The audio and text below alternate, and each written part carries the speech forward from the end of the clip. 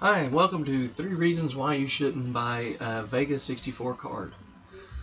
I recently bought one, and personally I don't regret doing it, but there are 3 reasons why I can think of that anybody that's not an enthusiast, that's not into tuning their PC, shouldn't buy a Vega 64. Now first off, this is the card that I bought.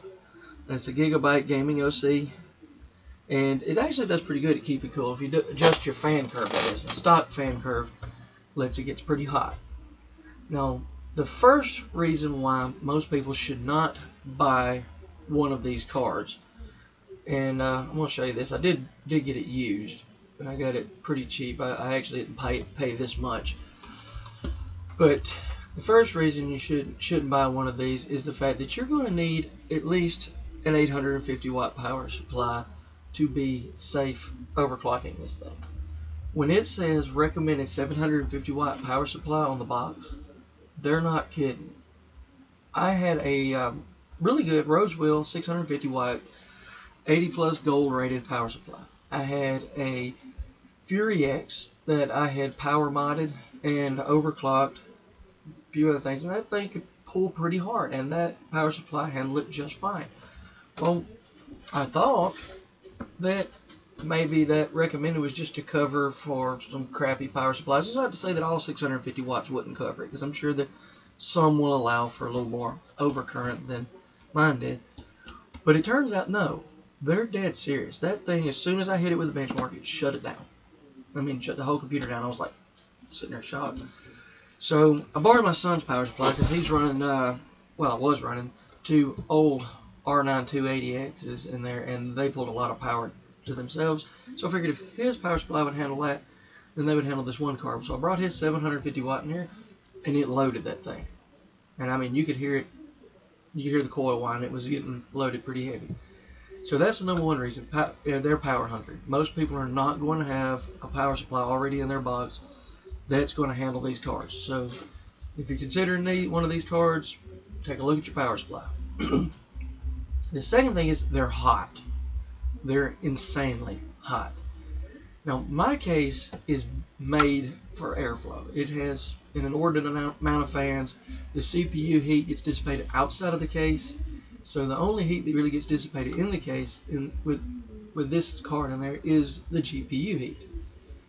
And all exit vents on this thing, you can feel the heat. I mean, you can literally feel the heat when this thing's under load. So that, you need a good case. You need a good case with lots of ventilation. You can't have any of these cases that has like little bitty thin slits for ventilation. It's got to be nice and open. You've got to have good ventilation to run one of these cards, unless you have the reference edition. Now the reference edition still gets hot, but they vent out the back. Now that sounds all fine and well, except for what you're trading off there for a cooler case. You're getting back and fan noise. They're really loud. This card, not very loud. Even with the fan at max revs, it's a little noisy. Like if you weren't playing a video game, if you were watching a quiet video trying not to wake anybody up or something, yeah, it would get on your nerves. But for the most part, when you're watching videos and stuff, the fans don't even turn. They're just, right now, they're still. So that's not, noise isn't really an issue. If you're like me, when you're playing a video game, you got the volume turned up or you got your headset on, and you wouldn't notice it anyway. And it hardly ever hits max revs unless you're really stressing the card, even if you modify the fan profile like I did, to where at 75C the fans run at 100%, because the cooler on this is pretty good, so it doesn't even reach that. The highest I've seen on it was 67C with the modified fan profile that I use.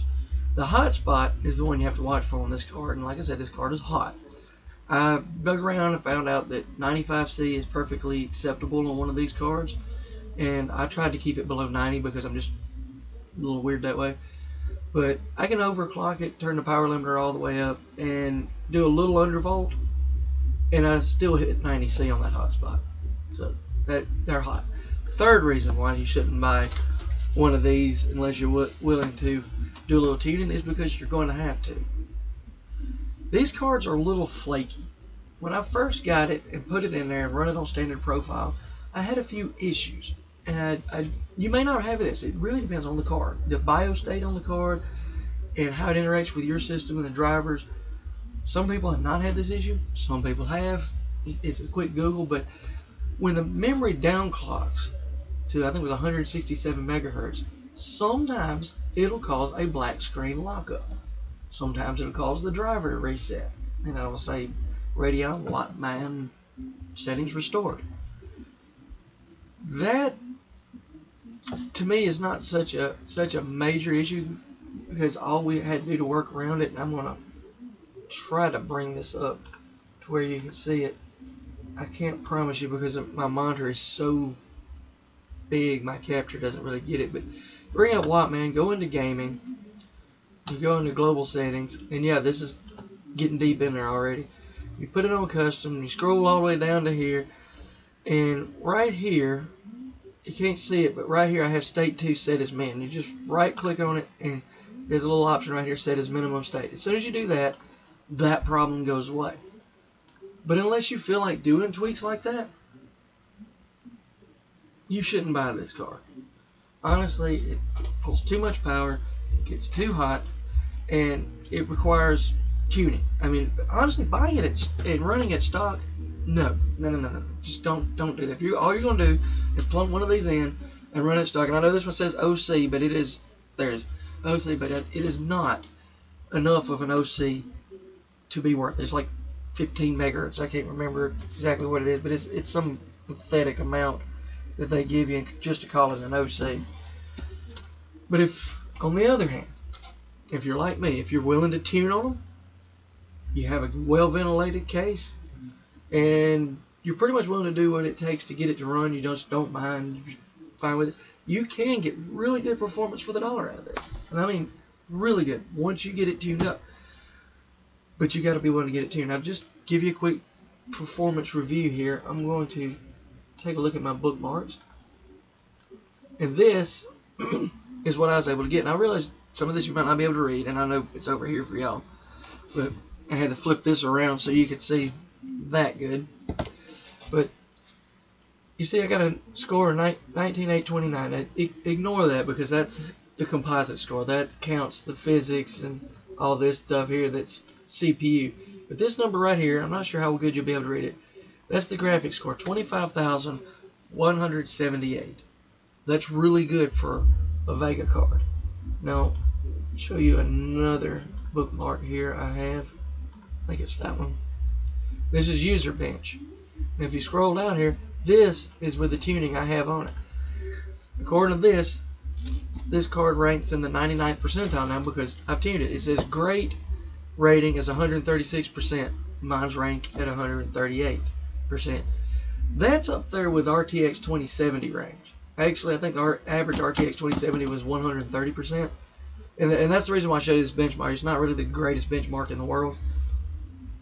But you can see where I did a bunch of tuning. And then I did a bunch of here just testing to make sure everything was holding stable and good, and minor tweaks to see what I ended up with. But if you're willing to tune on this card, you can do what I did, get one for relatively cheap. Well, that is not the right place. Live videos. There we go. Get one for relatively cheap. Now I turned in a best offer, and I got this for $300. So it's used, $300, works like a charm, not a problem. I haven't had any issues with this at all.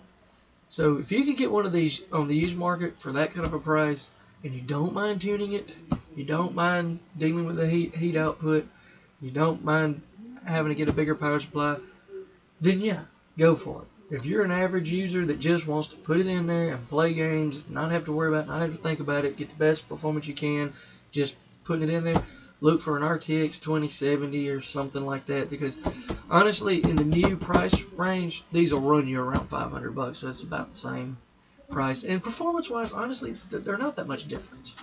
You could probably overclock the RTX 2070 and get better performance than I've got out of this thing. Actually, I'm pretty sure you can. And on top of that, you get newer technology. And that's why for the average user, I really have to give these a big... Now, if you're an enthusiast, and you like AMD, and you just like tuning on your PC, and you like to find that bleeding edge, you know, where you push your hardware to the limits, oh yeah, you're great for that. I went with it because of the price. Honestly, I was looking at 3 different cards: RTX 2070, let's see, GTX 1080. I had to stop and think about it for a minute, or one of these, because performance-wise, the 3 are neck and neck. Sometimes on stock, sometimes this one wins. Most of the time, the 2070 wins. Sometimes the 1080 won. They were neck and neck. Overclocked, pretty sure the 2070 would lead the pack, but couldn't promise that. Weird messages popping in while I'm doing videos. Whatever. Anyway, that's it for this video.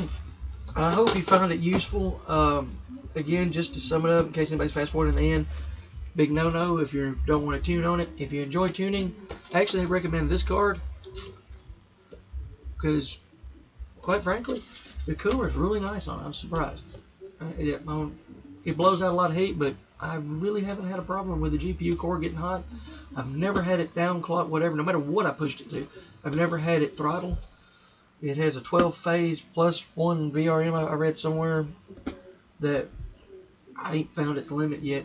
I've had my UPS power supply down here screaming at me because I was pulling more wattage than it wanted to give. But all in all, give this card a thumbs up for what it is, but for average users, a thumbs down. Have a good one. Have a Merry Christmas if you're watching this before Christmas, which most of you, I realize, probably aren't. And otherwise, have a good day.